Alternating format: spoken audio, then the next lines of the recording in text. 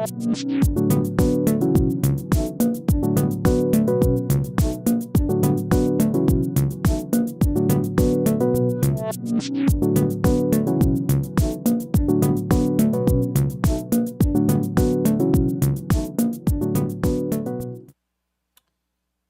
how's it going, everybody? My name's Matthew, aka EZBOT, and we're back with another episode of Elektron Talk. This one is a little bit more special, I would say, because we're going to be doing some live coding with ORCA, which is something I haven't done in a really long time. And for whatever reason, while I was walking my dog today, I was like, you know what?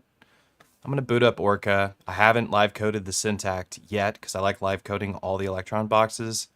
And I'll talk about why I like live coding the Elektron boxes in particular versus other pieces of hardware in just a moment. But before we do that, today's stream is, of course, sponsored by DistroKid. We love DistroKid. DistroKid is a platform for getting your music distributed out to the world, and we'll talk a little bit more about that later during the stream.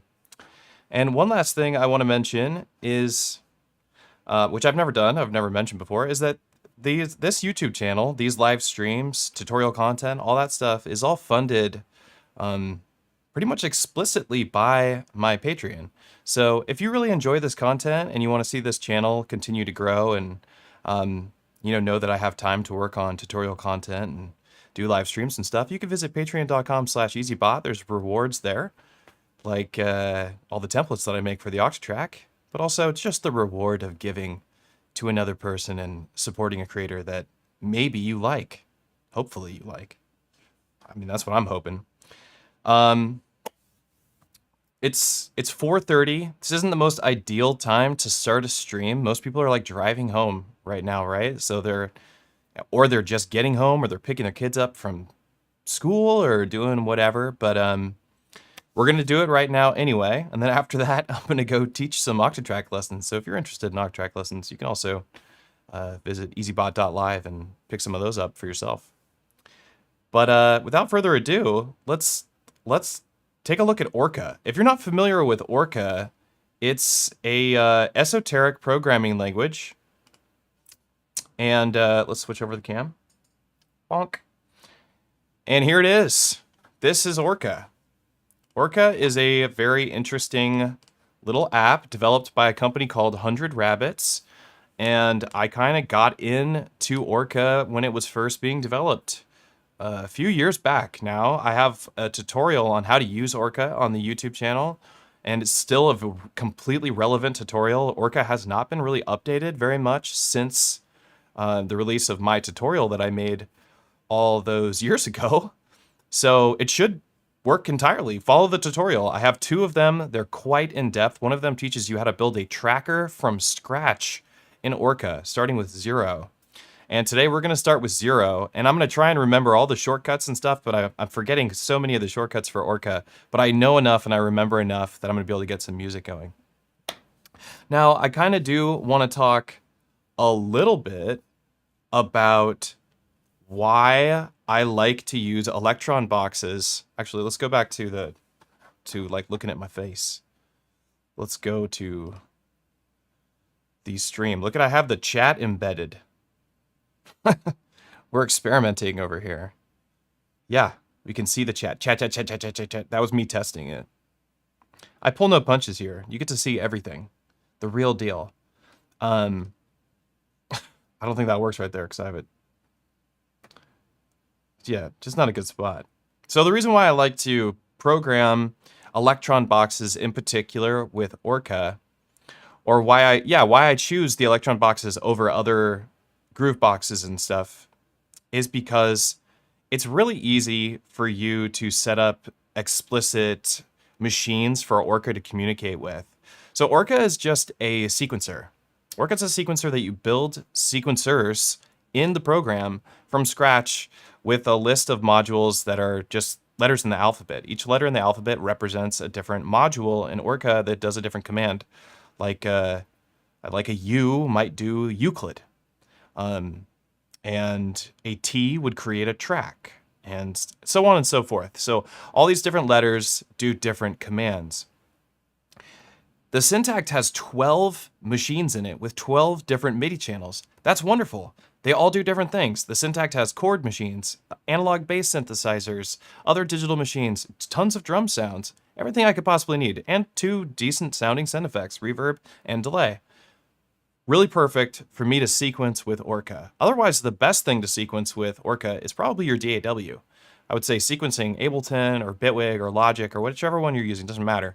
They're all going to work really well. You might have to use a program like Loop MIDI or something to get it to loop back through your computer, because for whatever reason, audio and MIDI in your computer communicating with other programs in your computer is the most ridiculous experience you can go through in music production. Totally sucks. I don't know why it's so bad, but it's actually easier in hardware to have MIDI and audio communicate with each other or to listen to each other. And that's just the truth. But so it's really fun to play with ORCA and Elektron boxes. It's more of a challenge to use it with, say, the Digatone, because the Digatone only has 4 tracks, but it's really good with the Digitact because it has 8. So the Syntakt is actually going to be the most ideal machine to sequence with ORCA of all the Elektron boxes that I have. And really it comes down to, I guess what I was trying to express earlier, is that Elektron boxes are multi-timbral instruments. So something like the Access Virus, that would be another great instrument for you to sequence with ORCA, because you'd be able to do multiple instruments at once within one machine and still be able to control that machine with your hands while you're also coding in ORCA. Without further ado, let's jump over to ORCA, the weirdest thing you may have seen unless you're already familiar with that kind of stuff. Oh wait, here we go. ORCA, bonk. So I'm going to kind of talk about ORCA a little bit, but I also want to get like some music going. For whatever reason, my mouse just like sucks. My mouse sucks at everything it does lately.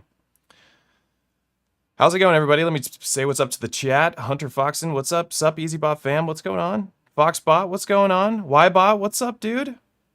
How are you? Human Music, hello. Michael Spikstra, hi, hey Matthew, damn, I hate it when work is in the way of my life. We will rerun this later. That's what I'm saying, I know. I got a late start today because I was, because of my dog. Otherwise, I'd prefer to stream at like noon if I could. That's what I want to do. I want to stream at noon on Tuesdays. If I can, because that's the time when everybody can jump in and it's more fun with more people. There's no doubt. The more the merrier with live streaming. That is a fact. But let's get started with this situation. It's going to be really clicky. The keyboard that I have over here is a mechanical keyboard, and I don't think my noise suppression on my mic is going to stop us from hearing the click of the keyboard. It's just going to be something you deal with, but it's also going to make it feel really authentic. You know, this is authentic live coding. It's analog live coding, so to speak. Cheers from Sydney. What's going on? Is this still Dallas asking for a friend? That's a nice one. Yeah, I would say this is still DAWless. I don't know. We're not using a DAW at all. I'm not running this into any DAW. But you know what? DAW is good. DAW is good. I should make a YouTube channel called DAW is good, and I just do DAW stuff. Because I love DAW. If you ain't clicking, I ain't flicking. Harry, what's up? First stream, you made it on time. What's going on? So maybe this is a good time for some folks, because here's Harry. Harry's showing up. Harry's the man. Harry's the dude.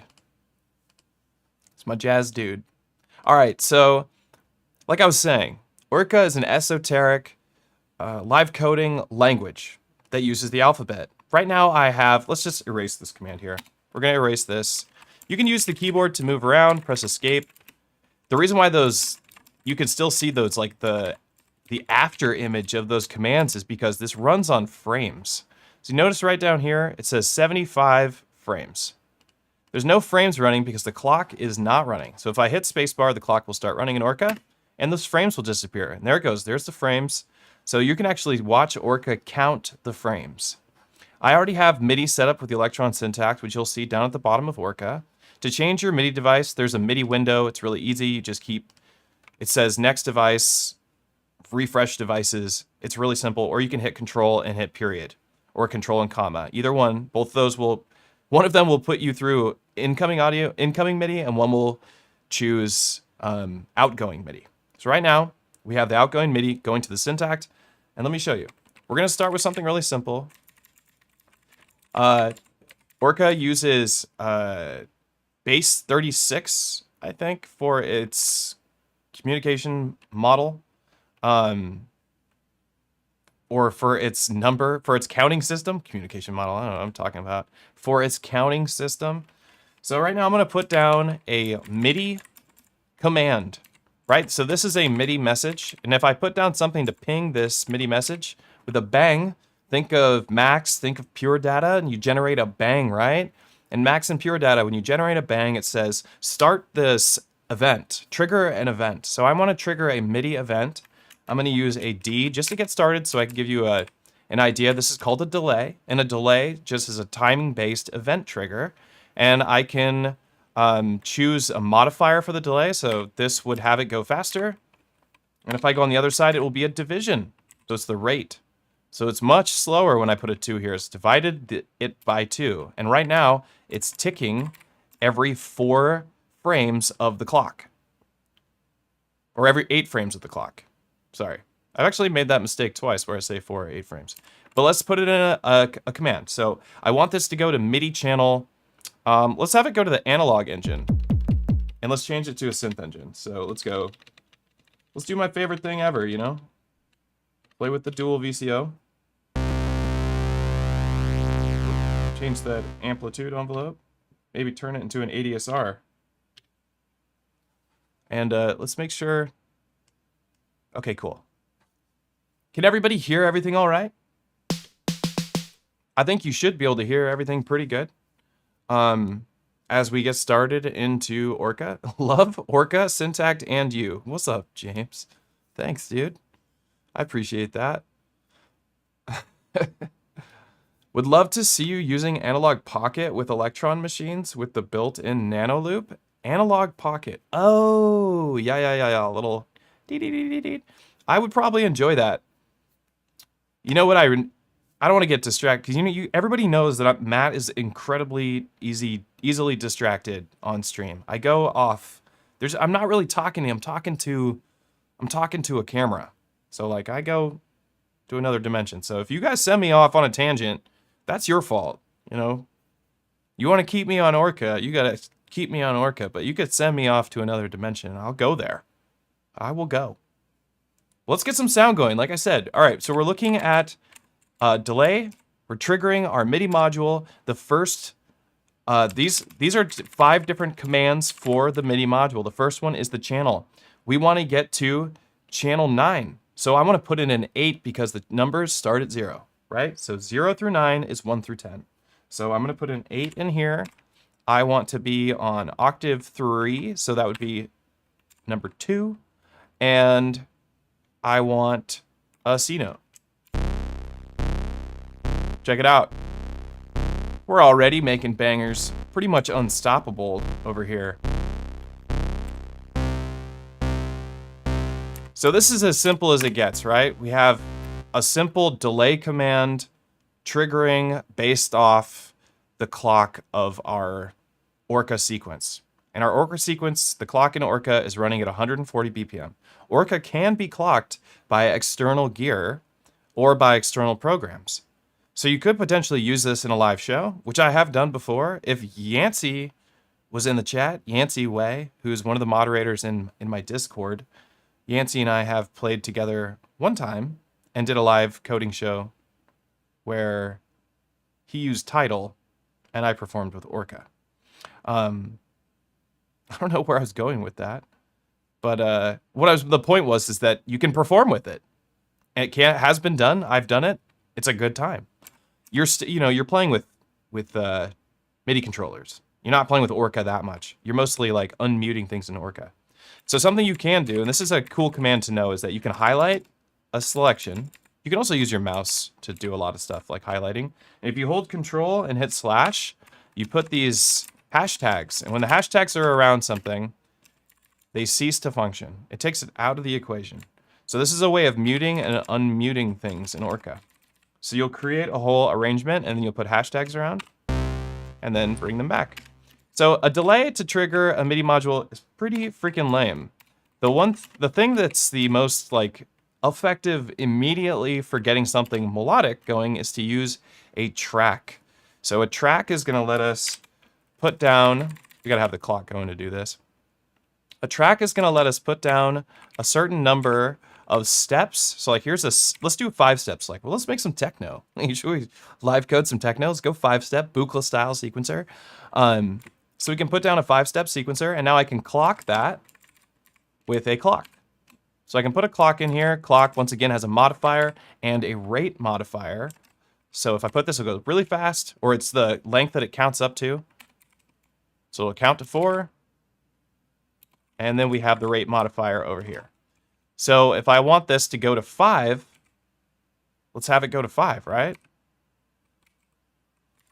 So the clock is going to count to 5, and this is something you can modulate. So I could have something change how much, I could have something change this number if I wanted.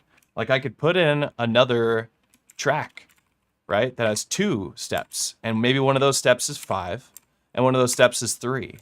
And then I can clock that, and it bounces between 5 and 3. So now my sequencer is both 5 steps long and 3 steps long, creating an even more interesting sequencer.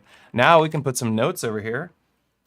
We could put like let's just do like a C major 7 and with an octave or something. So we can go C in here.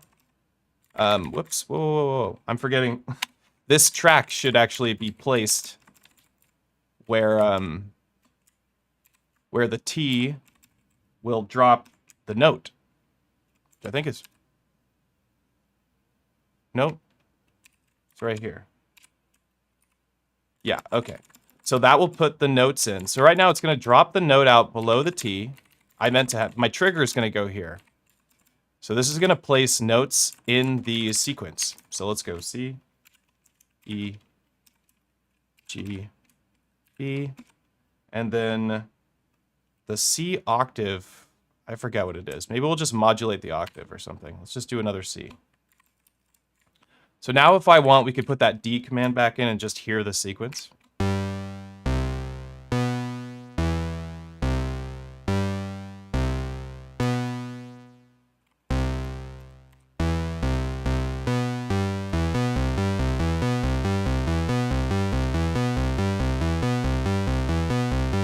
Oops, let's go back here.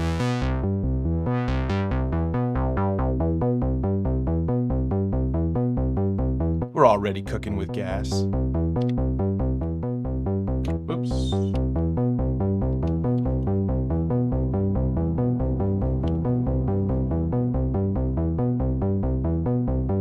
So if I want this, the sequence isn't random. We're getting a motif here. We're getting something that's repeating. And that's because it's just doing math right now. This is just a little equation that we've built. I don't know what the equation is, but we built an equation and it's gonna repeat the equation. So if I wanted, instead of using this clock modifier, or actually we could keep using the clock modifier to make this a little more interesting and use a random modifier. Now we have a randomized sequence because it's moving through the sequence more randomly. If we want, we can add more notes to our sequence. Let's make this 7 steps long and have this go to 7. Or we could give it some silence, some negative space. Let's go, what do I want? We can throw a D in there.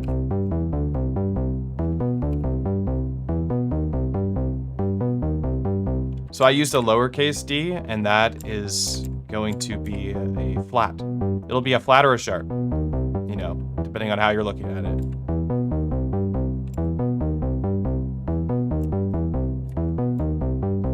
Cool, so like we have a little thing. We have this little thing, it's making a little melody for us. And these other 2 sections here are gonna be the gate length and the velocity. So right now by leaving it blank, it's just doing, you know, it's just triggering it based on the value. I don't know what the value is. I guess it's gonna be a 16th note, I imagine. And then the velocity is, I think, 100. So almost full velocity.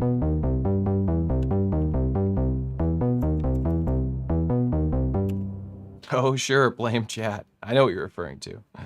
5 on the floor, yeah. ORCA is the dwarf yeah, that's what we were talking about, Harry. ORCA is dwarf fortress of sequencers. Yeah, it is. And that's what actually, so dwarf fortress It's what drew me to ORCA.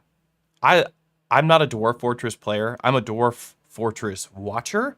Like, I've watched people play Dwarf Fortress. That game is beyond me to like actually have the energy to sit down and actually enjoy that game. Like, I don't want to do it. I want to do it, but I'm not going to. It just takes too long to learn. It's like a devotion. You know, it's a real, you got to get your devotional out to do that. Let's get some drums going. We have a little interesting 5-note bass line that's being randomized. We could even randomize notes. So we could like throw in another track here. Tracks are really useful just because, you know, you can give them some data. So we could say,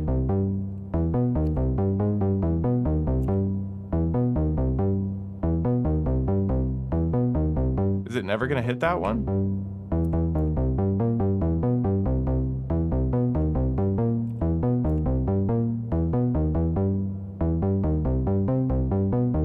Oh, I like that.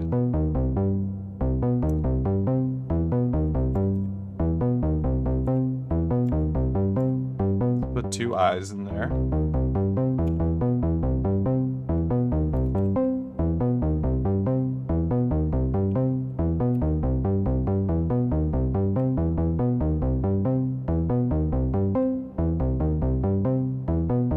Every once in a while, it might hit on that X. I don't even know what it sounds like yet. There's different modules in ORCA that will let you kind of like get surgically. I had something to follow up. That'll let you be a little bit more surgical with your sequencer design. So, for instance, like we built this thing. Do I want to tear this apart because I want to modulate something? Like if I want to modulate the octave in this MIDI module, how am I going to do that when I've already built all this structure already? So we need something that can reach inside this module and change it, and that is the X command. The X command's really useful for this. I'll put it over here. ORCA reads from top to bottom, left to right. So anything you put above the command at the top, like I can't, well, that explains itself. It reads from top to bottom, left to right. So if I put some command down at the bottom, it's not going to affect something above it. You get what I'm saying? You got to put commands above things to affect things below it. Like this is especially important when it comes to using variables. Variables are probably the easiest way to accomplish your goals in ORCA. But right now I just want to show you what to do with an X. And right now we're just playing. This stream is me sitting down to play with the Syntakt in ORCA. And I am doing a bit of a tutorial in the process, but I'm not trying to teach you all of ORCA right now. You know what I mean? Because this stuff, it's deep. It's real deep.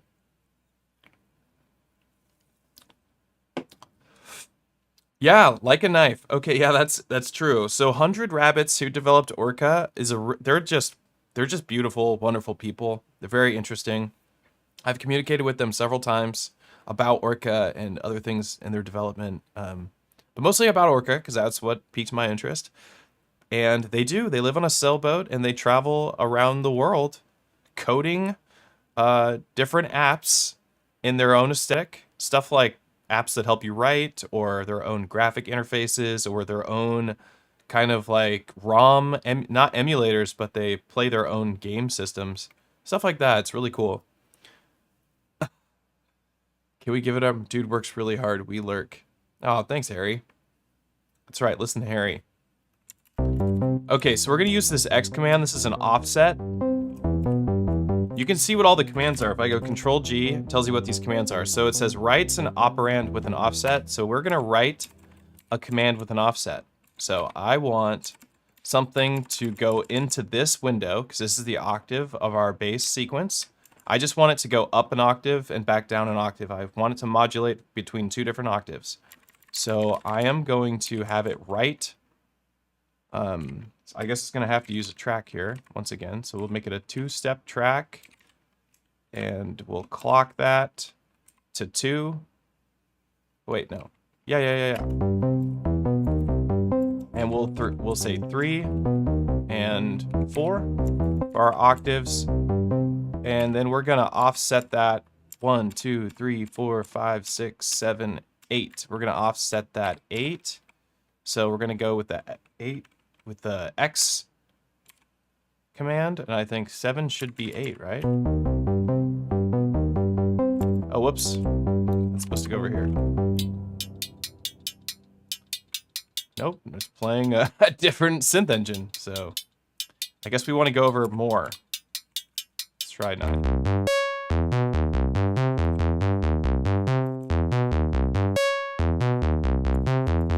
Oh, wait, take me back to my engine, which was...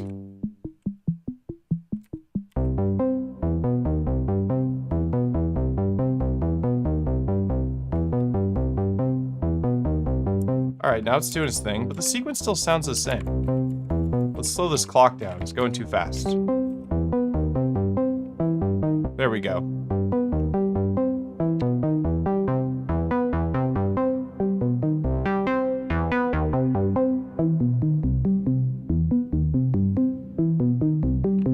What's really fun is, like, it's so easy to get, like, a drum pattern started on here. And we can, like, move this around, too. We could say, like, let's take this whole section and X and go, let's bring it up here.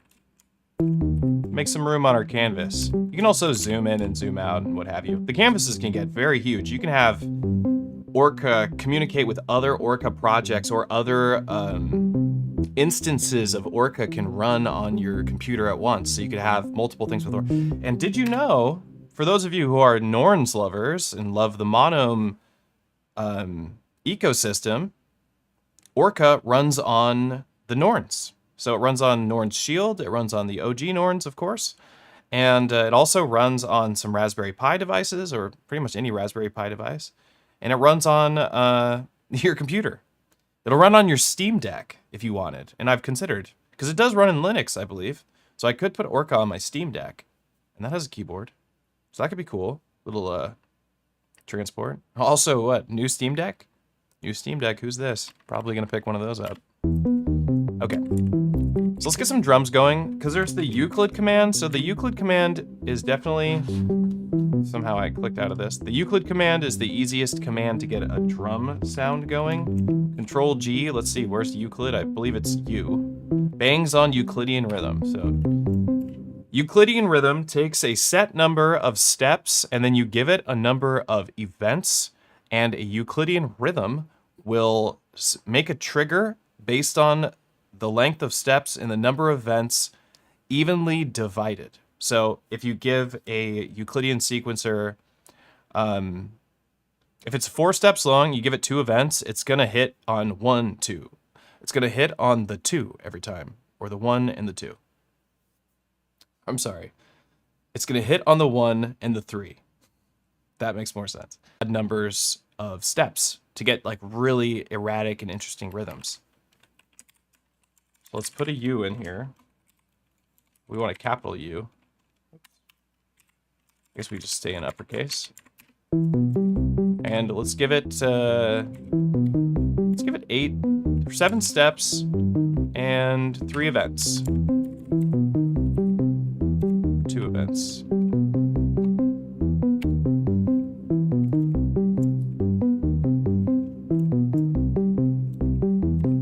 Is my Euclidean rhythm not working? Oh, there we go.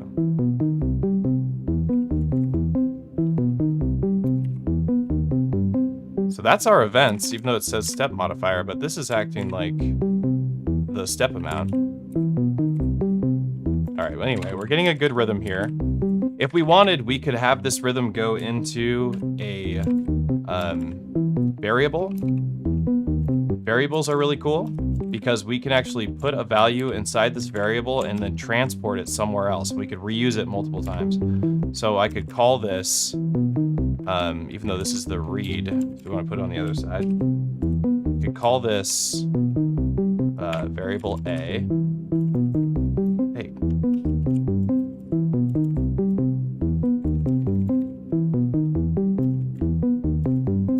Get out of here. My mouse is in the way.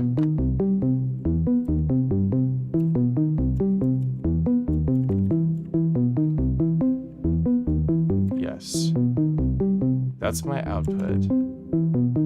Do I want the V on the other side? This is the part that I'm like trying to remember. Like, okay, yeah, that looks about right. Okay, so now if I put a V here and call it A.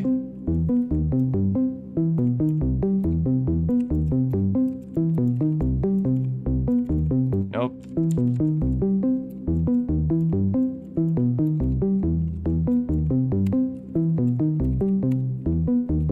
I'm trying to remember my variable here.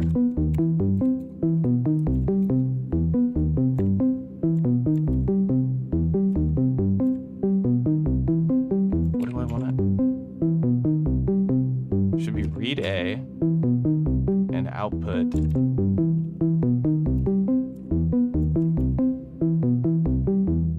So it should be outputting a V. I need to remember my variable. This is the easiest part to like, let's get rid of this Euclid for a second. Actually, no, let's keep the Euclid. But let's put a variable. Let me relearn variable really quick. This is important.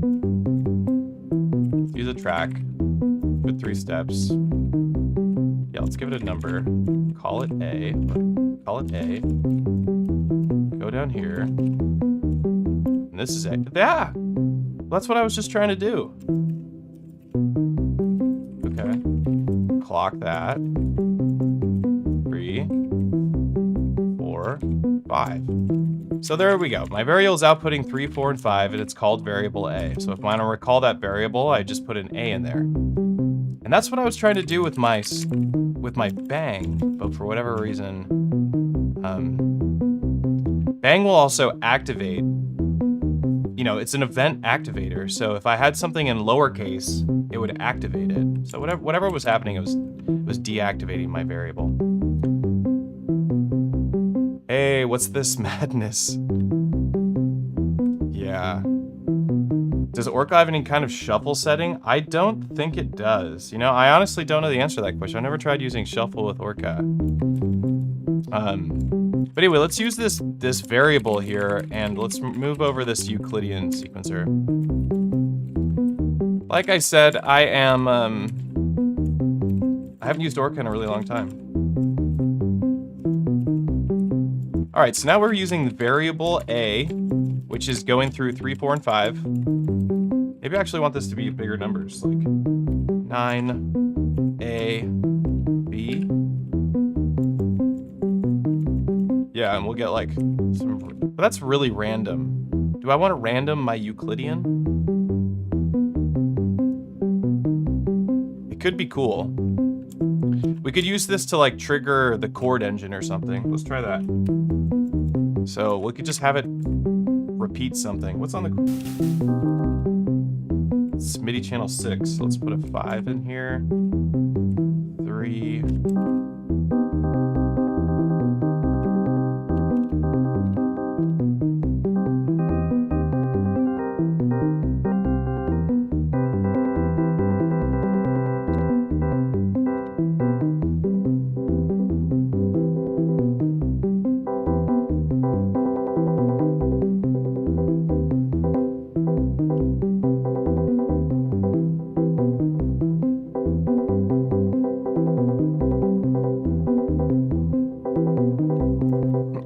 Going a little nutty. Might be better on a hi-hat, don't you think? I think. Let's have it go to channel 4, so. Get some, now we have some randomized hi-hats. I think that's a little bit more useful. So here's something you can do with ORCA that's really nice is, let's just take this whole thing and we'll just copy it. And watch how quickly we're gonna get like some actual music going here.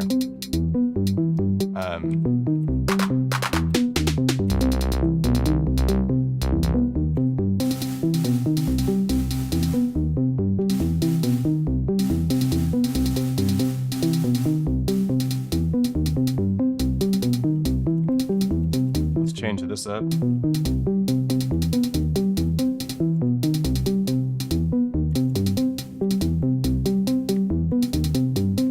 Oh yeah, it's using variable A. So we gotta change this to variable B.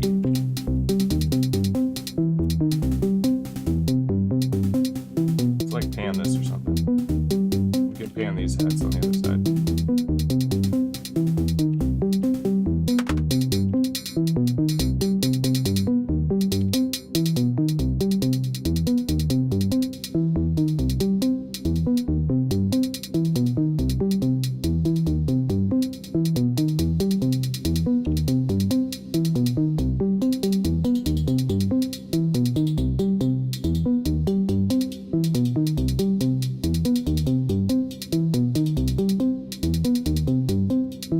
Maybe I don't want two sets of hats. Let's close this guy down for a second, because I want to show you how easy it is for us to expand on this sequence. We'll mute that. Let's take this section, because this is a little bit more interesting, I think, to copy and like start doing some layering. So we can have this go to another MIDI channel. Let's just bring it up a channel. So we'll take it to channel 10. And we'll do another dual VCO.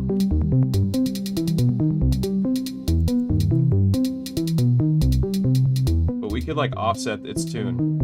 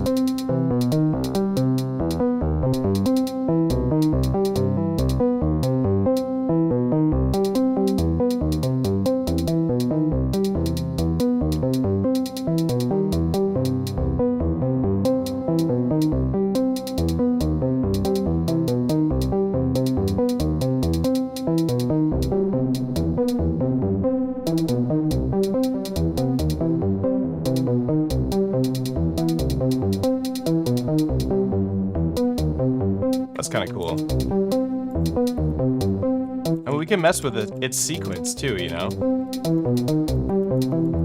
Let's have it go up, like play higher octaves.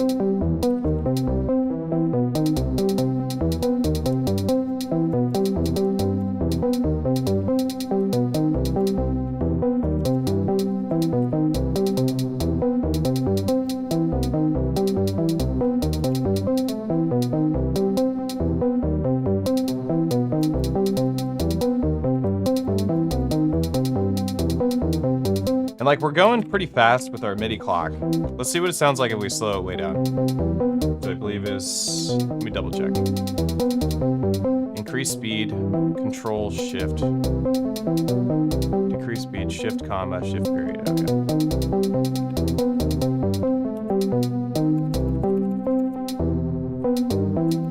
Let's go like down to like 90 and see what happens.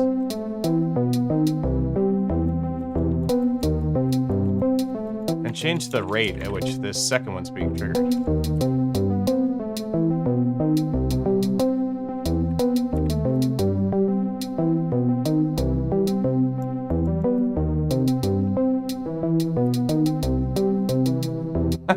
We talked about making like some techno earlier, but we're not going to make any techno, it sounds like.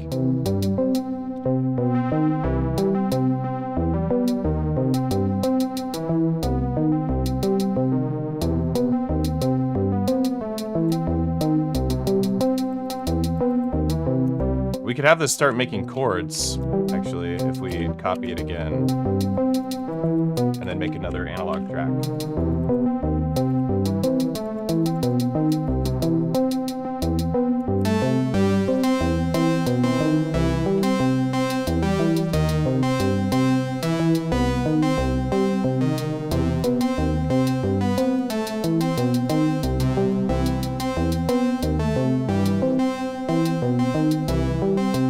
Keep that at 3.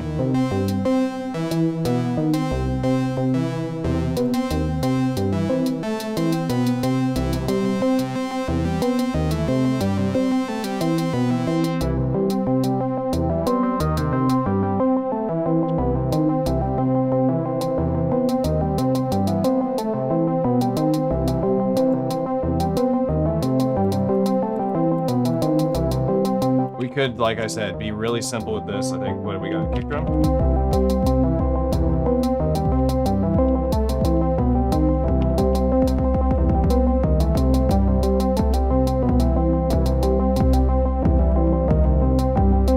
right, let's get a kick drum going.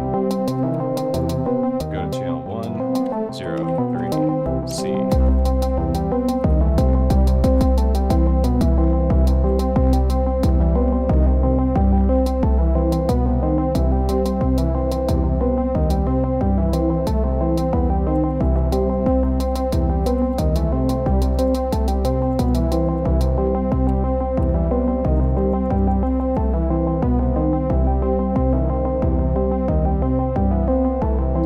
Yes, it would be cool to send some crazy stuff to the filter cutoff. I agree with you.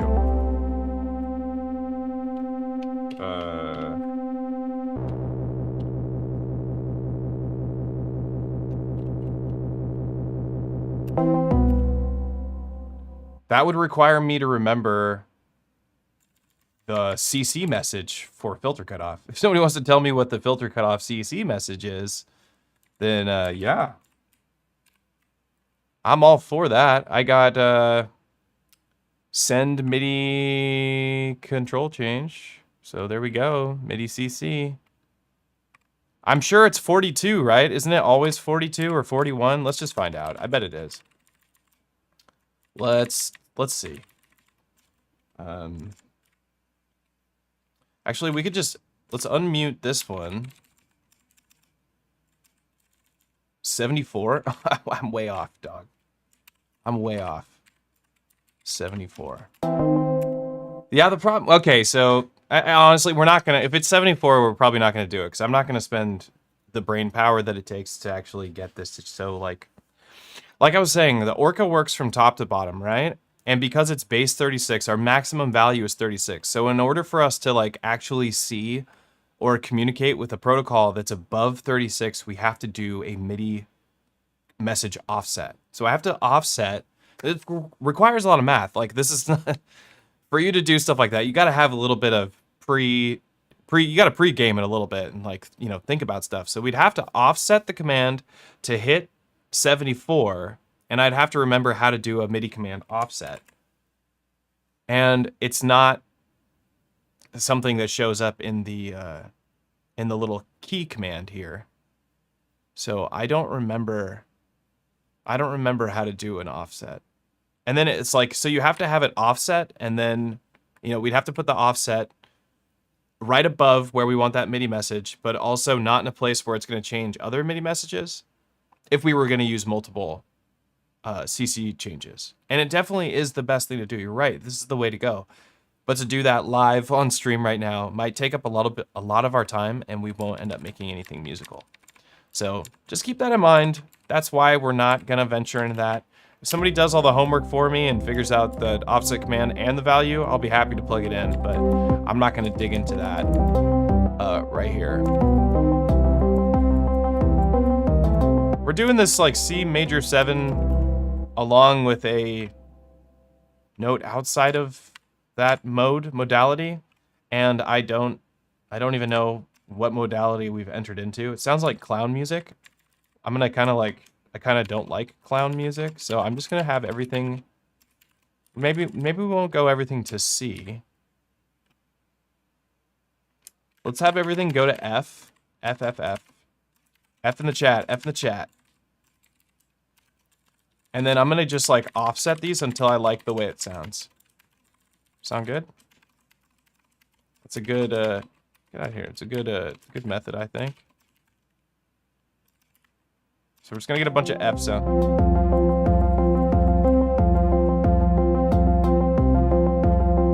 What?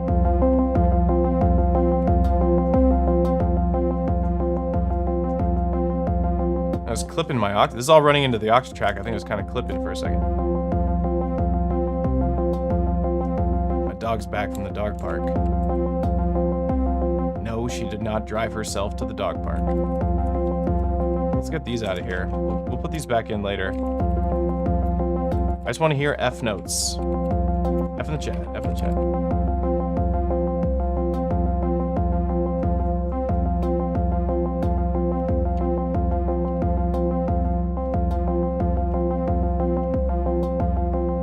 Okay.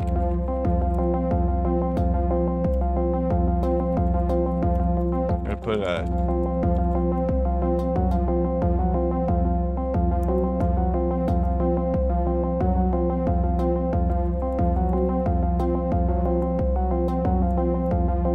This is already more interesting to me.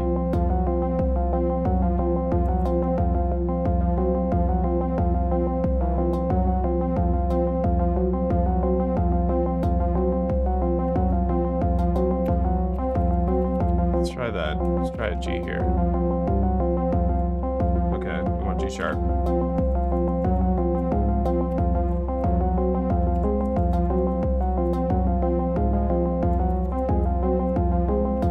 Yeah, I'm actually starting to get into this.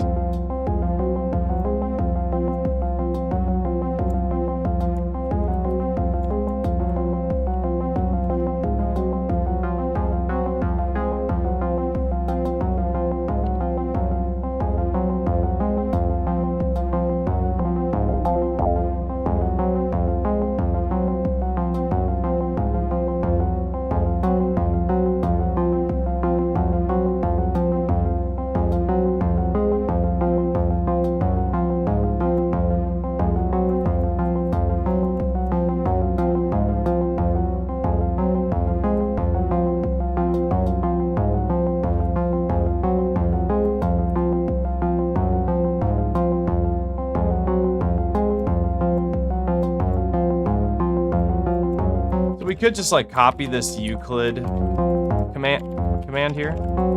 This would be really easy for us to get more drums going. We got lots of tracks to work with, so let's go.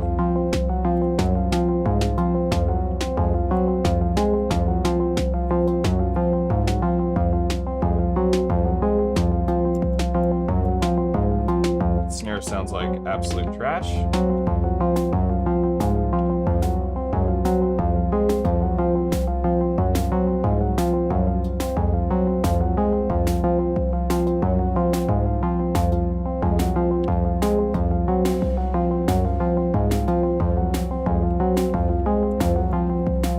We should be able to get like an offbeat.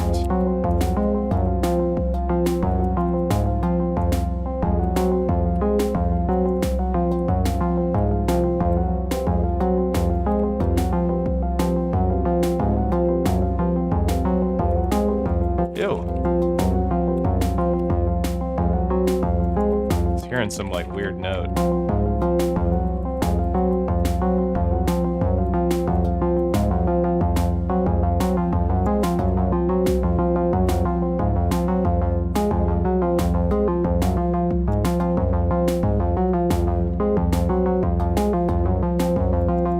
Sick. We're at 90 BPM, so like this is going, these commands are moving really fast. So if we really did want to like maybe make some techno, I'll put that at 8. I guess we can make some synthwave.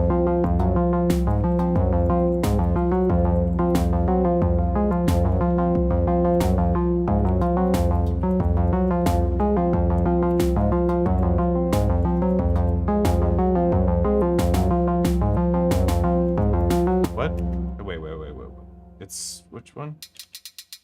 Number 4? Okay, so it's number 3.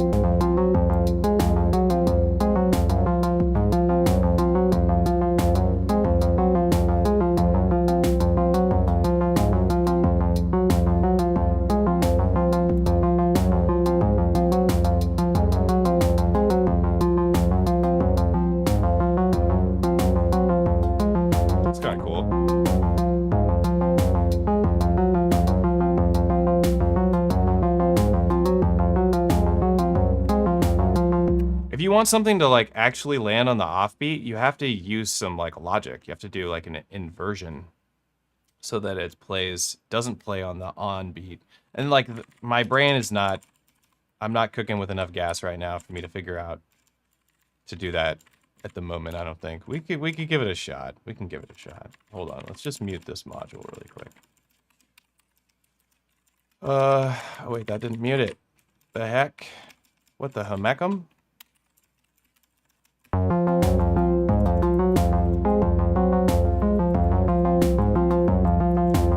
This is doing its own little thing. I guess we could have this play like, I don't know. I'm gonna delete it.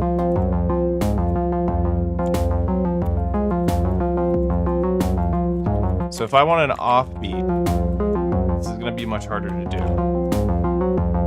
So maybe I use a D lowercase and a D uppercase to trigger it. Oh wait, no. What do I want to, how would I do this? I'm trying to remember. How do I get an offset like that? Do I want to use an X command? And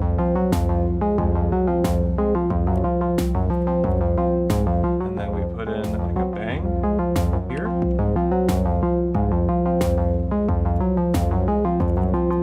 Oh, no, that's not gonna work. Can't have a bang there.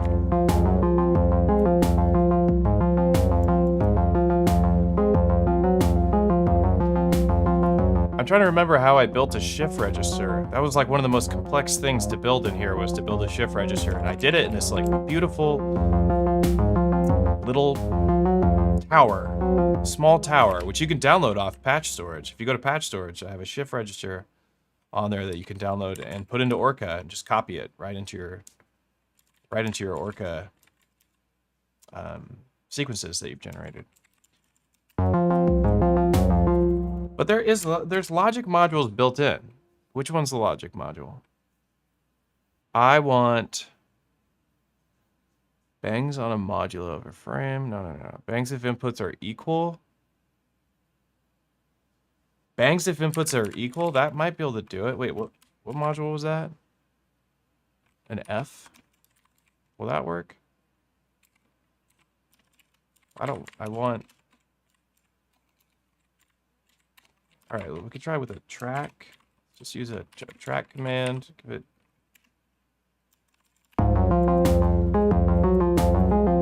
Just clock between these two and say 0 and 1. And then the F, I guess, goes on the other side. Oh, wait, I know what it is. Okay. So we go F, and we say 1. Okay. So it's never going to be equal. Give it 3 steps. Do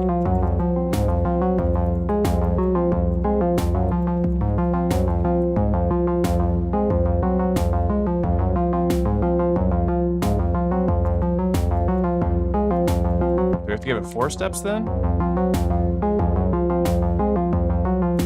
I guess I could just write a freaking track sequence and put a trigger on it. The easiest way to do this, I'm playing with logic. I'm breaking my skull in front of everybody on the internet. Let's just do what's the easiest instead of trying to look cool. Because I don't feel like I'm looking very cool right now. What would be easiest would be to put a track down. We haven't used that many of all the cool commands that you can use.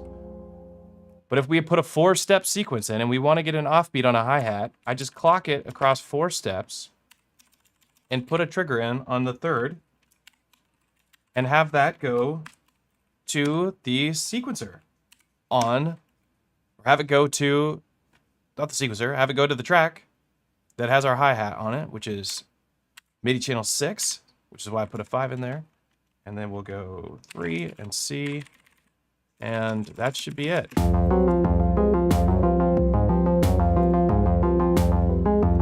Why is it not triggering that sound?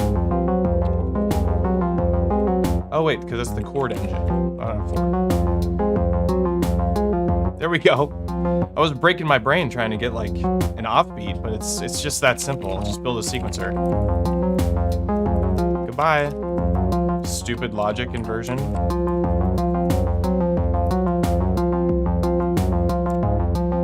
We got like this synthwave type thing going. But we could get like some cool melodic stuff going with another great command. So of course we're gonna be using lots of clocks. This works the best with clocks. Oops, bring that here.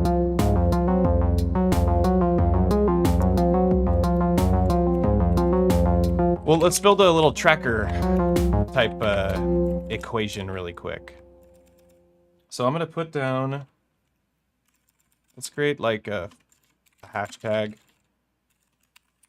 We could write a sequence in this. Is that 1, 2, 3, 4, 5? Okay, that's good. So yeah. So let's just steal these values, copy them. Control. Oh yeah, that jumps you around. Hold control to jump around. Remembering, things are starting to come back to me. I'm gonna fill this sequence, this little section up with data, even though we're ignoring the velocity, and that's something we can play with in a second. I'm gonna move this X command up here. Let's just clock it traveling down. Okay, so you can see kind of like get an idea of what's about to happen. Oh, actually, you don't want to use an X. We want to use a G. Undo. Okay, it's not a G. It's a reads operands with an offset. Yes, it is reads operands with an offset, but I also want it to, yeah, I just want it to read operands with an offset. Operands. Okay, it is a Q. It's a Q that I want. Q. Okay.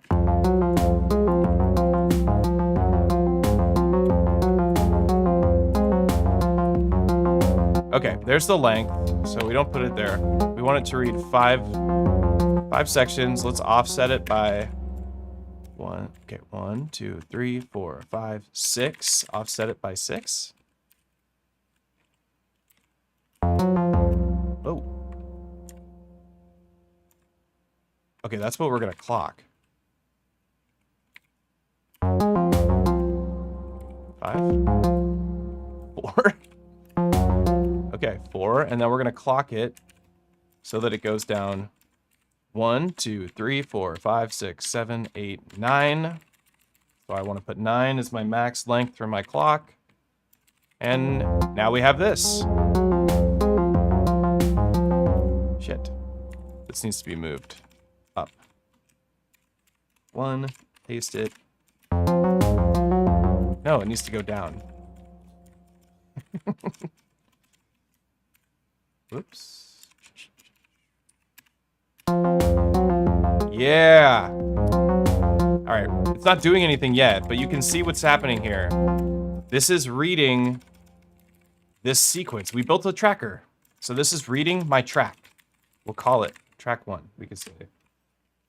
Because you can name you can type in here. I think it's what, Control T? Yeah. I think. Track 1.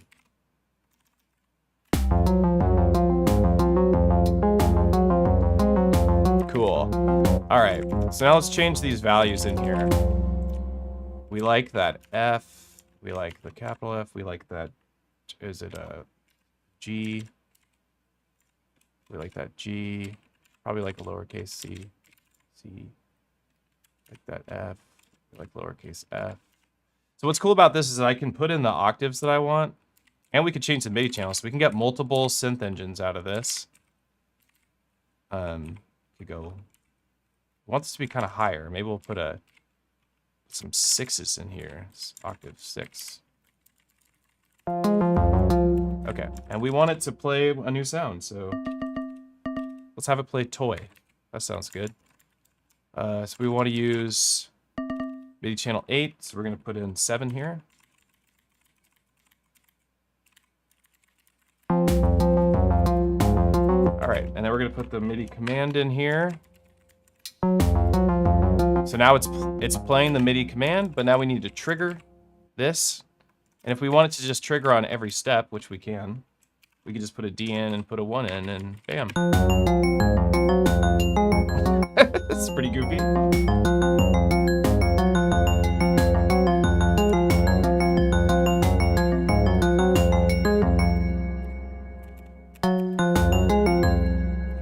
Maybe these C's aren't any good.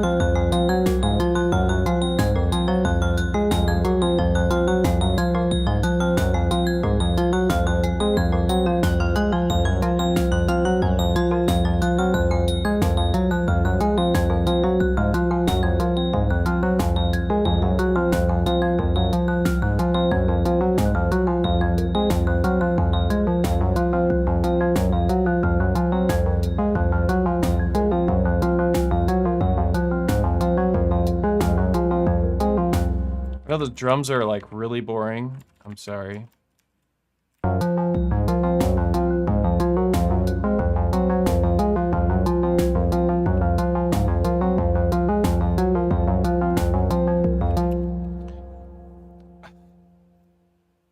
They're incredibly boring. What is fun is like, honestly, would be just to have like make an ambient mishmash. You know what I mean? Like just have this all be ambient tracks, or have it all be melody tracks as opposed to having any percussion at all, and just have the sequences move much slower, but with lots of reverb and delay. Well, we could try that.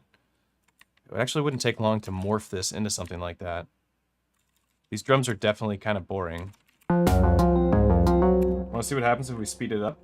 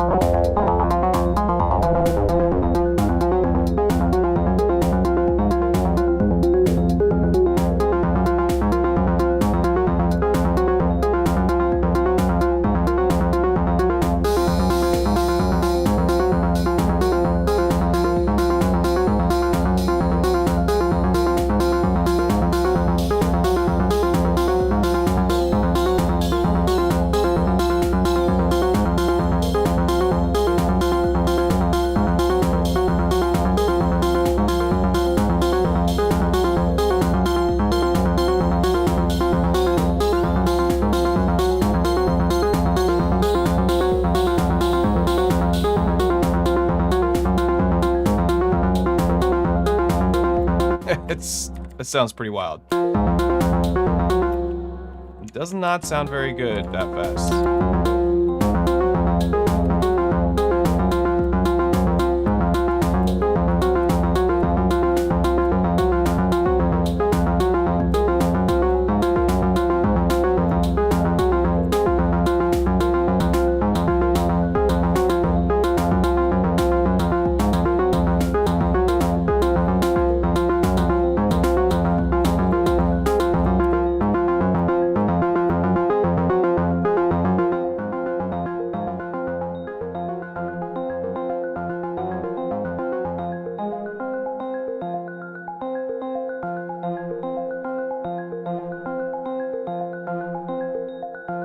That's actually that's much nicer.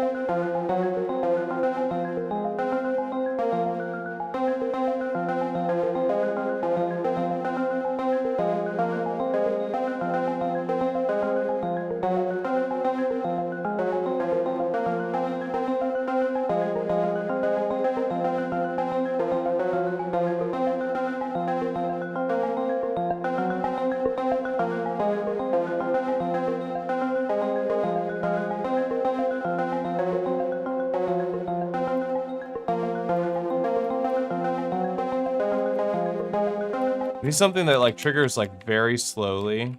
Let's have this go like, and then have it play like really long notes.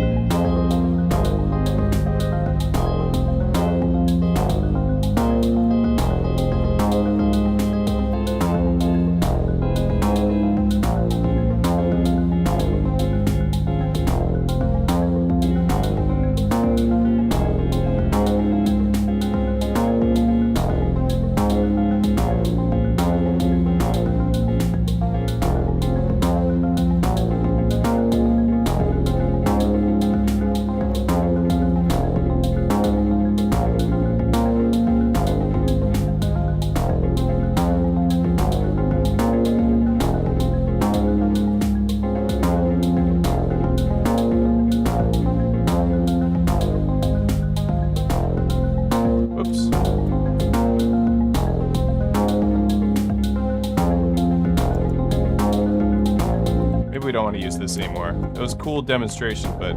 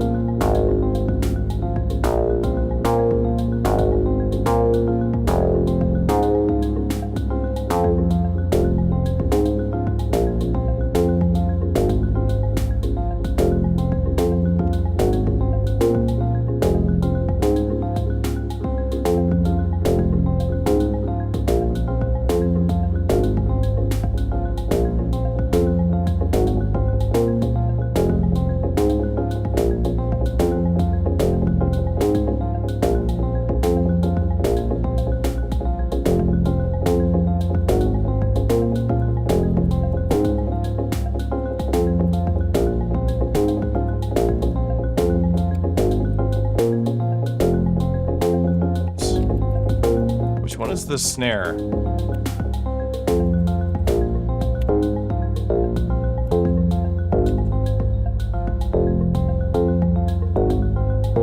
I'd rather it trigger like utility noise or something. The snare sucks.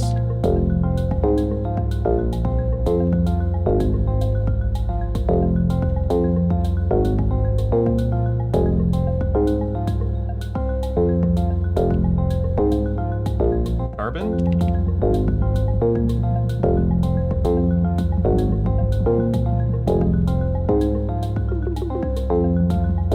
No, carbon sucks too.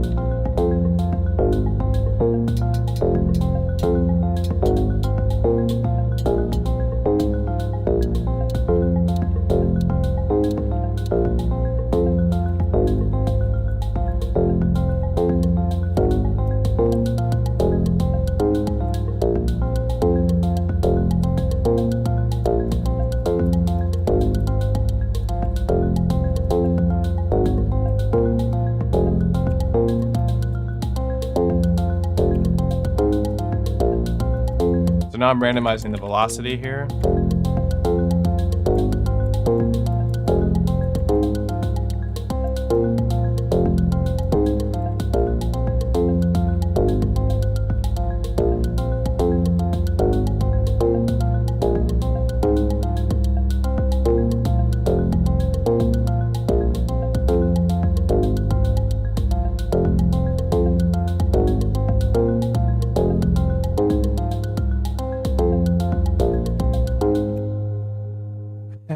You can see where this is just kind of like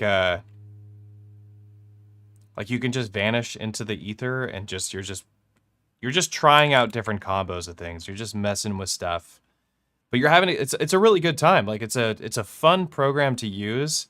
It works really well with devices like the Syntakt. I think I actually like it better on the Digatone, although the Digatone has a lot less to do. But I like that the Digatone can create chords. Like here we have to use several tracks to make a chord. On the Digatone, we could have these like beautiful FM tones and have them play with each other, and they just work really well together. And you can use multi-map to get like a lot more out of it.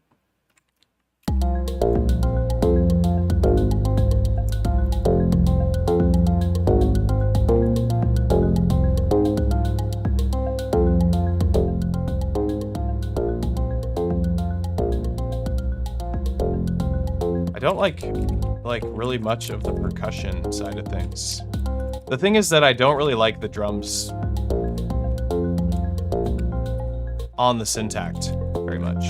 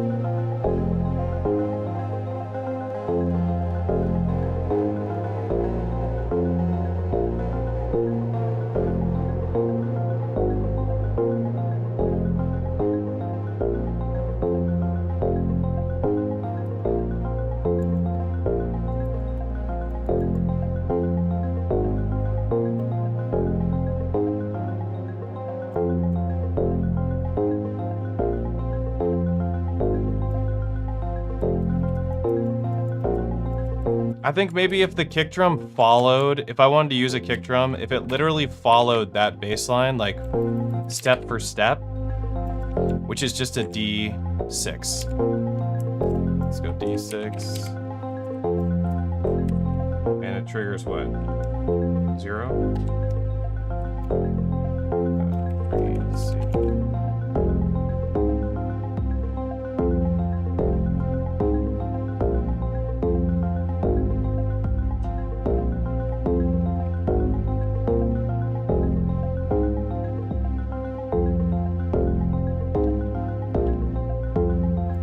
this does sound better this way. Let me see. I think we need, I need like to find a good kick.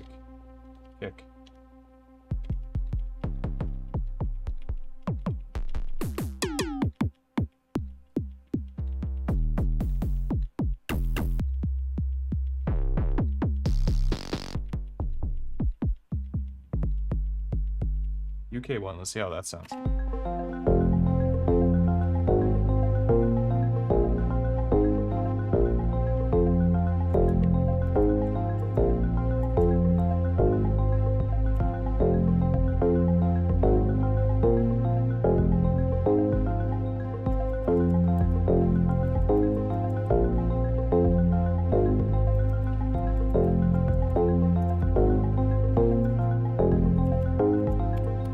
Definitely sounding a lot better.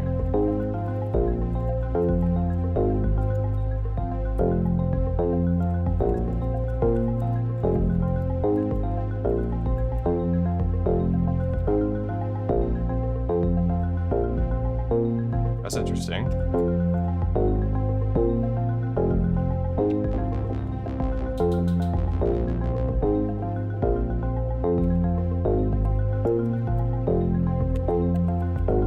Why don't you let me put anything in there? Hold on. Oh, duh. I gotta put it in here.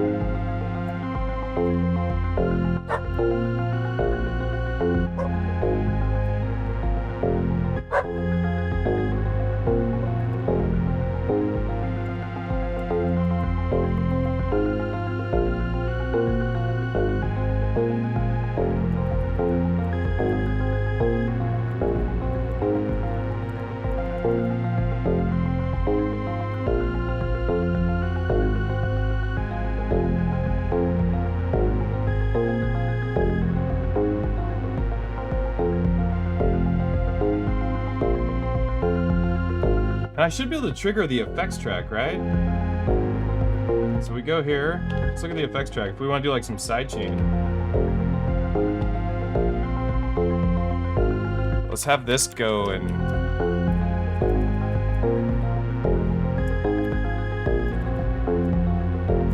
sidechain something. So I think it's what, 14, so C?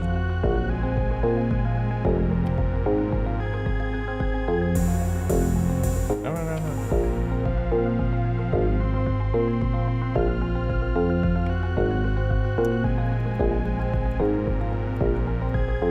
want it to do? I want it to... If I want to trigger the sidechain... Clown music banger?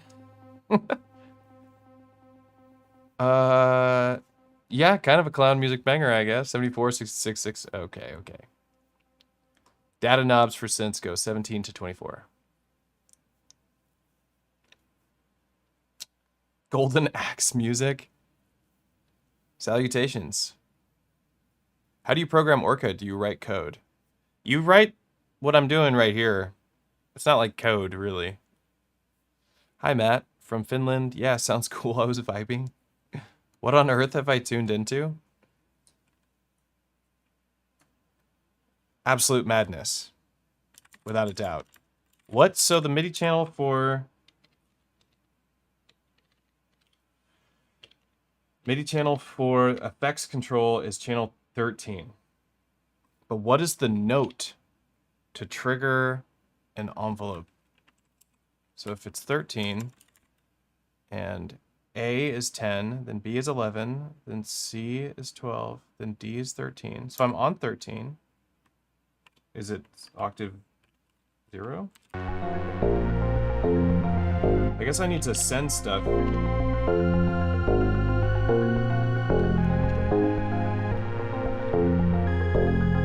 To the effects track to find out.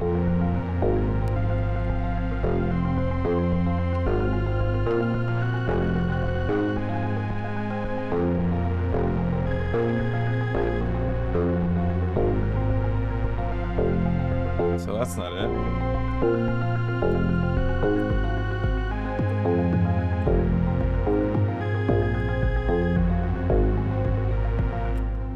Wait a second. That is clearly triggering a different... That's clearly triggering a kick drum.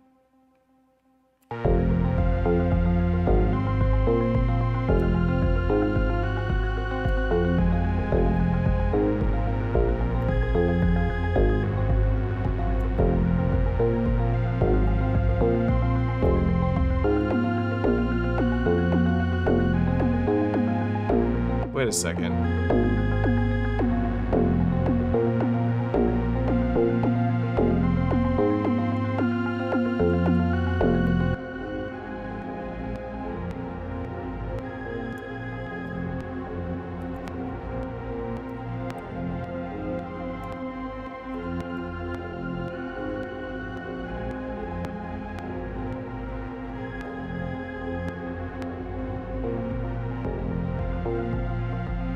We don't want our kick drum to go in there.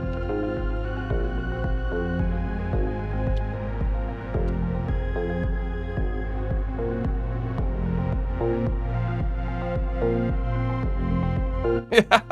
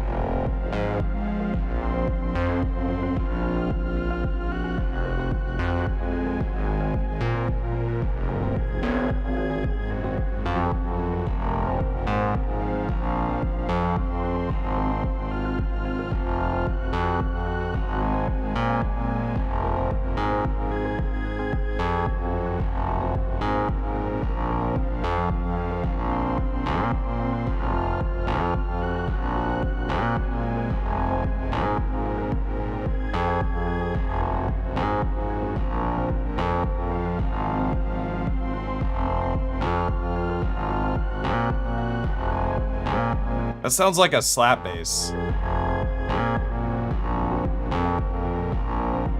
It actually does sound like a pretty decent slap bass. I should maybe save this as a patch.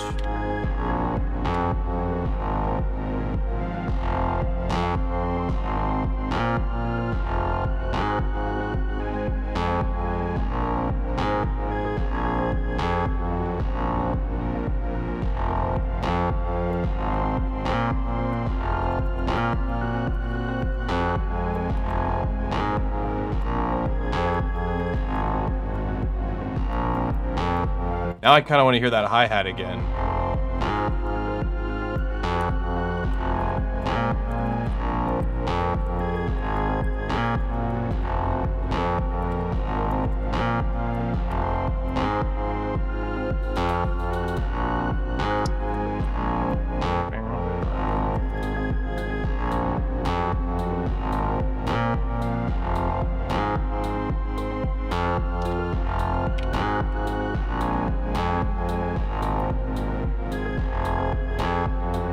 What is that, track 8? Let's see, I don't want track 8 to go in here.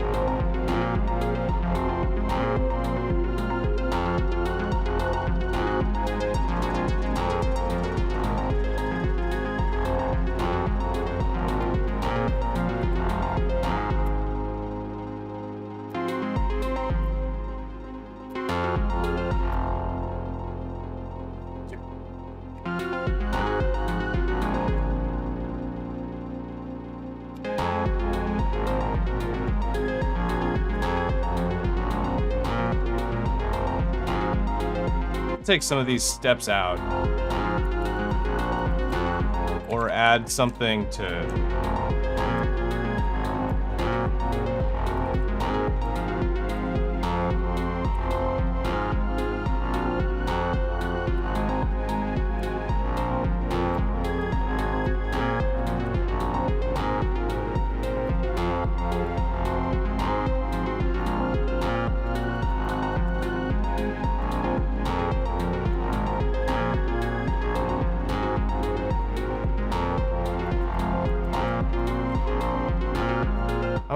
I'm gonna shut this whole thing down real quick.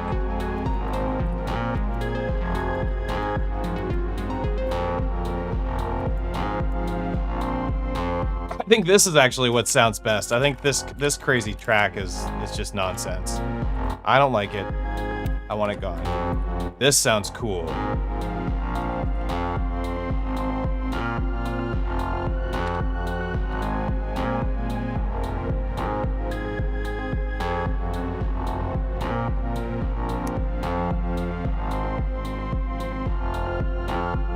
I feel like this is like an actual composition that doesn't sound like trash.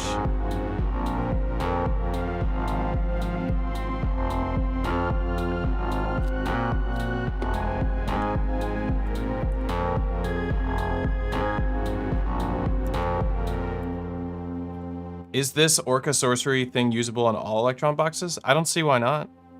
I mean, it's just a sequencer. You can sequence... I mean, I'm using the Syntakt because the Syntakt has so many tracks, so you want to have a bunch of tracks. You couldn't sequence... I mean, I guess you could technically sequence the analog heat. You could just keep moving the resonance around and kind of like pinging it somehow. But yeah, you can sequence all the Elektron boxes. James, I'm imagining this being a soundtrack of a male anglerfish looking for his mate. Male anglerfish attached to females, fuses them, and slowly gets absorbed by the female. It is super gnarly. That sounds awful. I am glad that I am not an anglerfish, because that sucks. Is it channel 10 and not channel 11? I changed my channels around Orange, but we did. We got it going. We have... Is this AI music? It's not. No, I'm programming it.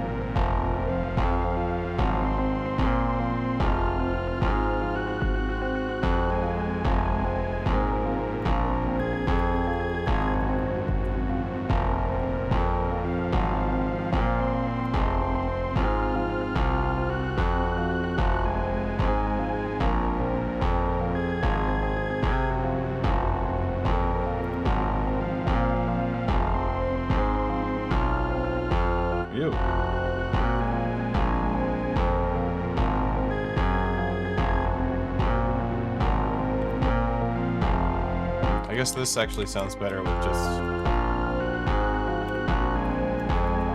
just like that.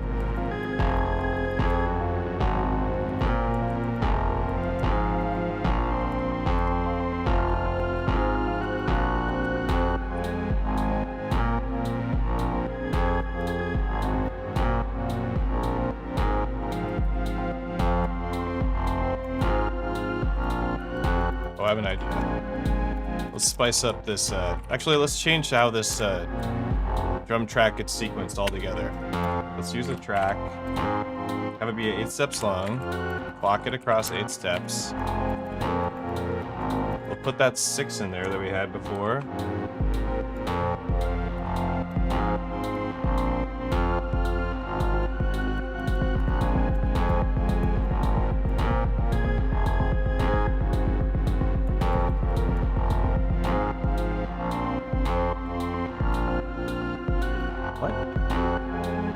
Oh, I know what's going on. Okay, check this out. Here's an opportunity to talk about jumpers and yumpers. Jumpers and yumpers. I guess we want this to go up one more step. So I'm going to use a command to jump this down because I don't want this triggering it twice. So this J is going to jump this command down below it into this section here where it's going to trigger this MIDI channel.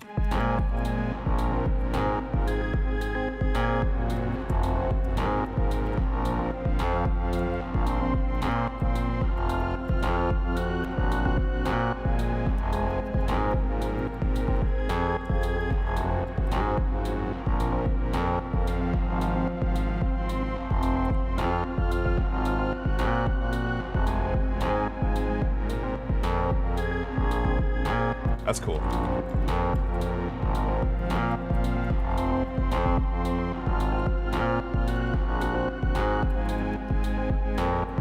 This is like our crescendo of the track.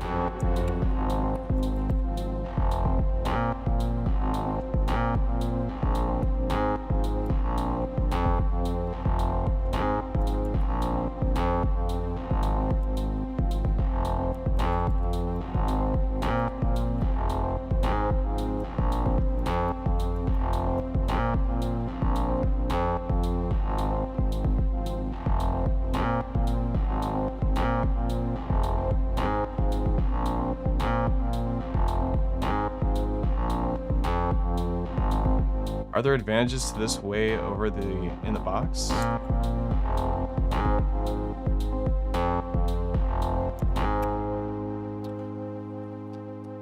What is that other sequencer running in the bottom left? Oh, that's the OMX27. That is not as... It does... I think it does actually have a sequencer in it, but it's a MIDI controller for controlling other devices. I bought it for the M8, and I've been using it with my Elektron boxes just set on the auto channel so that I can trigger...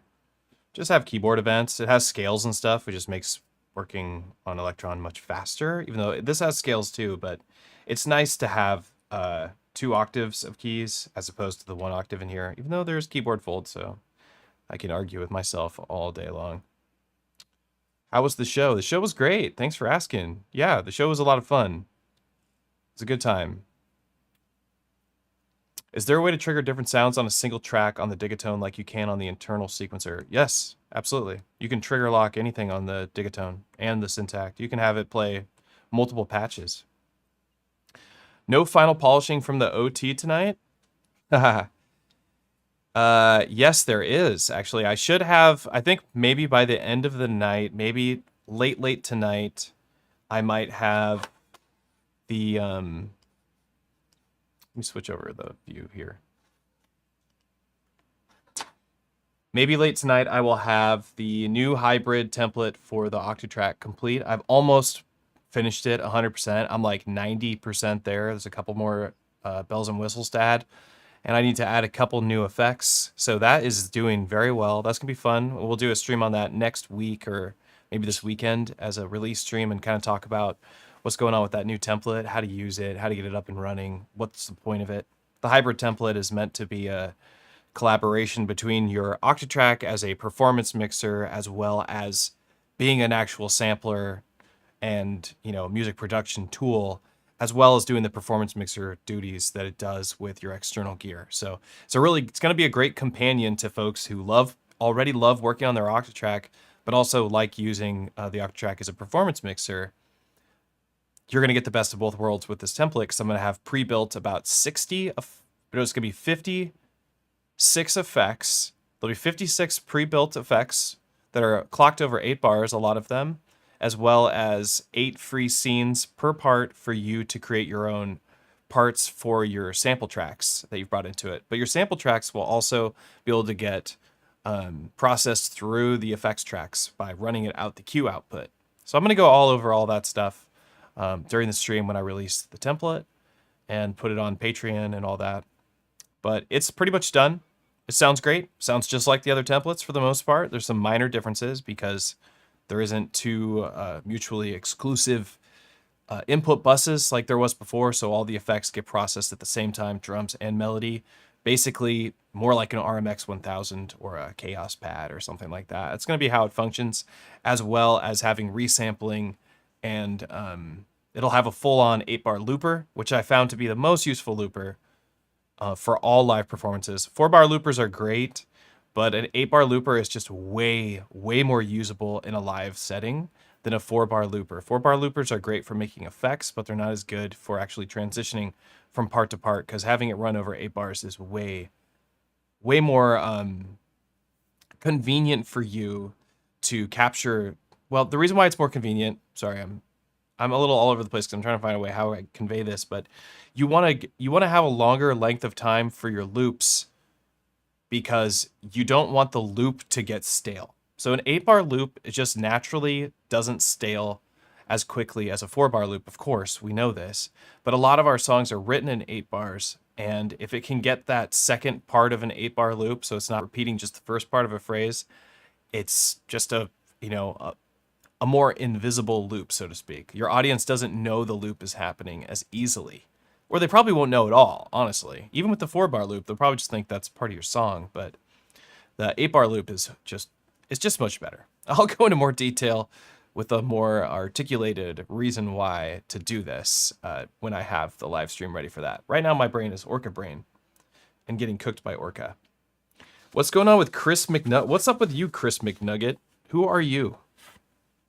What's this McNugget? Why are you attacking Sean Mahoney? I meant you, Sean. Sean's a good cat. We like you, Sean. We like you too, Chris McNugget. I mean, your name's McNugget. Can't go wrong with that. I know everything about this stuff. Yeah, I bet. I bet you do. We have learned that anybody who says that they know everything about anything typically knows very little about it. That could be the case. I don't know if that's true. McNugget. McRib. So let's talk about the DistroKid sponsorship. I've been jamming on ORCA for a really long time already, and we haven't talked about DistroKid. So I do need to do my DistroKid sponsorship. That's what funds this channel besides Patreon support. And hopefully this was interesting to watch at least. I think our final production at the very end here sounded pretty decent. I think that this sounded pretty cool at the end. We went through many iterations that maybe didn't sound as good. But we did get there in the end. So let's take a look at DistroKid really quick. What I want to point out with DistroKid, the cool thing that DistroKid's a online distribution platform for getting your music out everywhere, for mastering your music, for starting web pages. Like, they're doing everything for independent artists to feel like a professional artist. And that's why we like them. And also they support us, and they pay me to talk about this during the stream, which is why I love them. But this is one of their services. And it's called wait, hold on, let me go back here. So this one, okay, what I wanted to talk about today was cover song licensing. So if you wanted to license a cover song, they're going to take care of that for you. Let's take a look at what that means. Let's go in here. These are the services you can send it out to, and you can choose how many songs you want it to be. Has this song been released? No, it's your cover of the song. And then you can put your artist name in. Right now, Modbang Records is what I release the compilations on, which, by the way, we're also starting a new compilation in the EZBOT Discord. So this is cool. Allows you to license a song as a cover song, so that it gets treated differently in these services. Because if you release a song saying it's your song, and it's got music that belongs to someone else, these services are not going to let your music be on their platform. So if you release it as a cover, it gets treated differently, and then you pays royalties out to that artist. So that's very cool. I believe that this is how that works. And it basically is this is the standard how you release a song on DistroKid. Yeah, it is. It's very cool. I love DistroKid. They have everything. Look, it even has Dolby Atmos spatial audio. Get out of here. Get out of here. What is Dolby Atmos spatial audio? I don't think that's not a thing. That's not going to be a thing. What are we listening to, like quad music in our homes? I don't know. But I mean, I'm DistroKids. People are doing it. I've talked to a bunch of people that are like, I'm learning to mix in Dolby Atmos, and I'm like, okay, cool. I don't know what you're gonna do with that, and you're gonna spend all this time getting like certified as a Dolby Atmos mix engineer. I guess you're gonna work in movie theaters or making films. That makes more sense, I suppose. Mark Scarlett knows just about everything. That's what I'm talking about. You and Chris McNugget have all the data. You've mined it all from the internet. Speaking of distributing music, are you familiar with Hollow Earth Radio out there in Seattle? I bet they'd be down to have you host a Modbang music hour. Oh, that would be cool. I didn't know that. Hollow Earth Radio. That does sound kind of familiar. Your plant needs water? How did you know that? It doesn't need water. This plant is very healthy. Okay? This plant is a happy, very happy plant. It's been going strong for a very long time. It blocks you from looking at my modular system, which is just there for show, by the way. It doesn't actually do anything. You just look at it. That's what I do with my modular. I just look at it. Well, before we get to the end of the stream, because I have some Octatrack lessons that are going to start in a little bit. I do want to check out this tune that I'm working on the M8. Let's see if we can make that happen. I guess we just do the top down. Maybe you can hear it.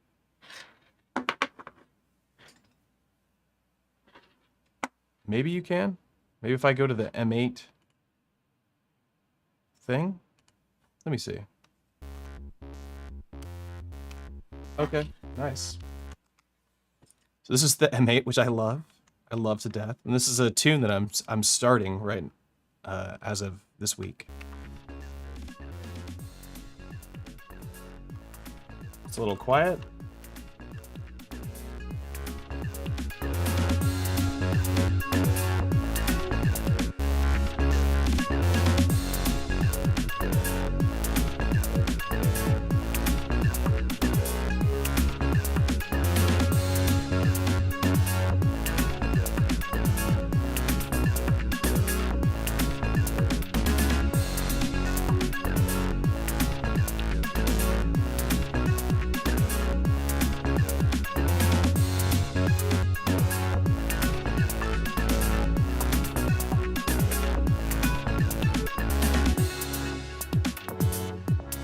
This is where I am right now. It's this is the, the newest block that I'm working on. This part right here of this, that doesn't even need to be there. And that chord progression there is just a continuation of the part from before of this part.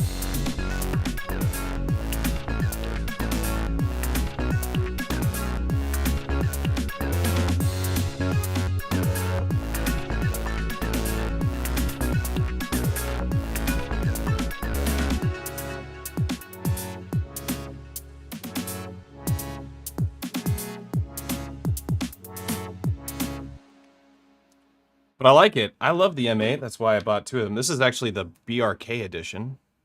So it has this cool thing etching on the back.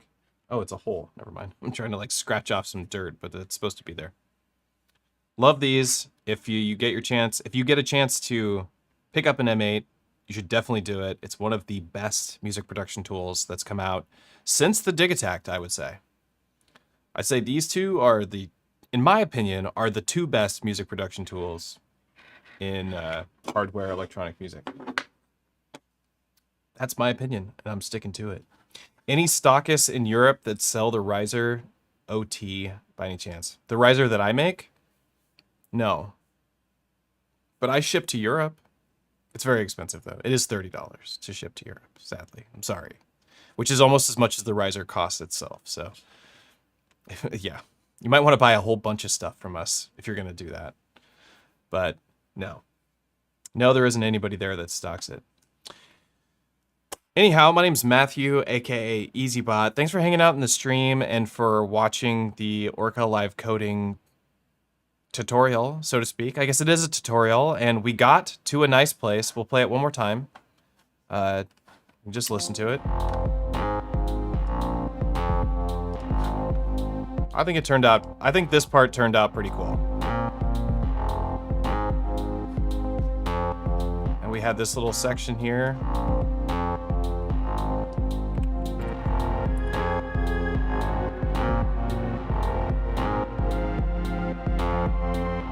I think it's cool. What's up, Richard? Yeah, you're late. We're logging out.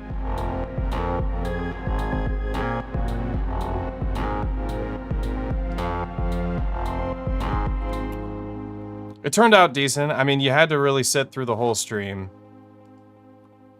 to get to hear that it gets good, because it took a long time for us to get it to sound nice. I suppose if I had picked a scale and some notes that I wanted to work with before we had started, it would have just sounded good right away. But what's the fun with that, right? We want to start from zero. That's always fun to watch somebody just clunk about for an hour and a half. James Hurden, thanks, man. Your streams are the best amongst the YouTube electronic music folks. Well, thanks. Thanks a lot, James. That's really nice. That's really nice to hear. These streams are paid for by DistroKid and Patreon. And I don't mean Patreon, the service, they're not paying me. People who join Patreon pay for these streams and allow me to continue to do live streams and to make these Octatrack performance templates and put time and energy into building them, because they take a massive amount of time to come up with all those effects and to set them up on the Octatrack and to make sure the gain staging is really nice and that they sound good, and then to put them across every pattern and every bank. Anyway, it's a bunch of work, and Patreon takes care of that. So if you're interested in supporting this channel and being a part of the EZBOT Discord community and all of that, you can join patreon.com/EZBOT. It would mean the world to me, because it literally is how I'm able to keep doing this and hang out with us and hang out with you, not with us, every week live for a couple of hours. With that said, I'm going to let you all go, and I'm going to get ready to go teach some Elektron Octatrack stuff to some lovely folks that have reached out to me at ezbot.live, which you can do as well. But I'll see y'all next week. Take care.